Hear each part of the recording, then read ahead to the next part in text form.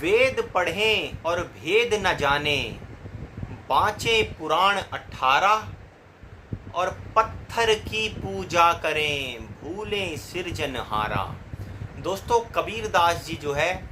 जो हिंदू और मुसलमान दोनों ही धर्मों में जितने भी आडंबर होते थे उन सभी के ऊपर कटाक्ष करते हैं। ऐसे ही कबीरदास जी इस दोहे के अंदर कहते हैं कि वेद जो हैं, जिनको सनातन धर्म का जो है आधार माना जाता है,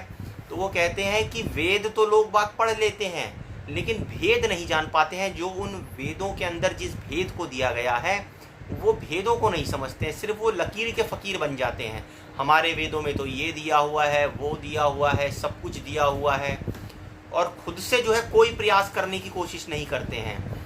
उसके साथ साथ जो है वो ये कहते हैं कि जो वेद पढ़ लेते हैं पर भेद को नहीं जान पाते हैं, और बाँचे पुराण 18, और वेदों के बाद जो पुराण लिखे गए हैं, क्योंकि वेदों में ऐसा माना जाता है कि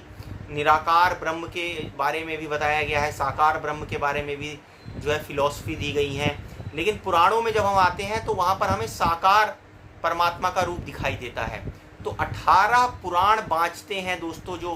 पंडित लोग हैं या जो ज्ञानी लोग हैं, जो अपने आप को बहुत जो है वेदों का जो है ज्ञानी बताते हैं, और पत्थर की पूजा करें। वो कहते हैं कि वो इतने आडंबरों में डूब जाते हैं कि पत्थर की पूजा करने लग जाते हैं। वो सिर्फ एक तरीका है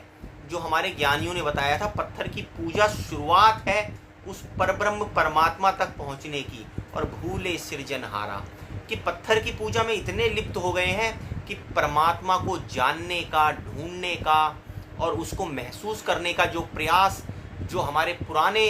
जो लोग बता गए थे उन सबको भूल चुके हैं। सिर्फ उन रटी रटाई और आडंबर की बातों के अंदर ही ये समाज खोता जा रहा है। तो देखिए दोस्तों, कबीरदास जी कितना सुंदर कटाक्ष करते हैं कि वेदों को तो लोग पढ़ लेते हैं लेकिन उनके भेदों को नहीं जान पाते हैं, और 18 के 18 पुराणों को बाँच देते हैं, लेकिन पत्थर की पूजा में इतने संलिप्त हो जाते हैं कि जो सृजनहारा है, जो परमात्मा है, जो उसका असली निराकार निर्गुण स्वरूप है, उसको जानने का प्रयास ही नहीं करते, जो खुद उसके अंदर ही विराजमान है।